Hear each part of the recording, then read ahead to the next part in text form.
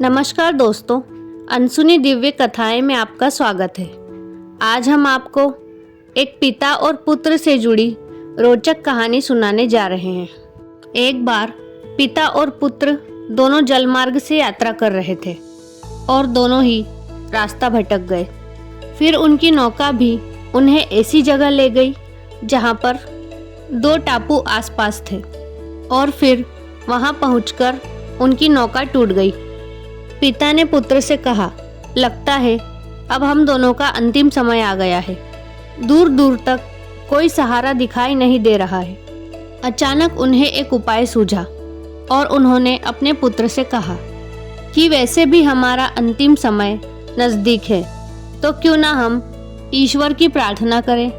उन्होंने दोनों टापू आपस में बांट लिए, एक पर पिता और दूसरे पर पुत्र दोनों अलग अलग ईश्वर की प्रार्थना करने लगे।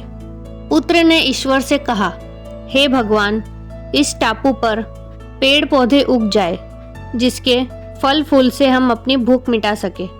प्रार्थना सुनी गई और तत्काल पेड़ पौधे उग गए और उसमें फल फूल भी आ गए। उसने कहा, यह तो चमत्कार हो गया। फिर उसने प्रार्थना की कि एक सुंदर स्त्री आ जाए जिससे हम यहाँ उसके साथ रहकर अपना परिवार बसा सके। तत्काल एक सुंदर स्त्री भी प्रकट हो गई। उसने सोचा कि मेरी हर मनोकामना पूरी हो रही है, तो क्यों ना अब हम ईश्वर से यहाँ से बाहर निकलने का रास्ता मांगे। उसने ऐसा ही किया और ईश्वर से प्रार्थना की, एक नई नाव आ जाए जिसमें सवार होकर हम यहाँ से बाहर निकल सके।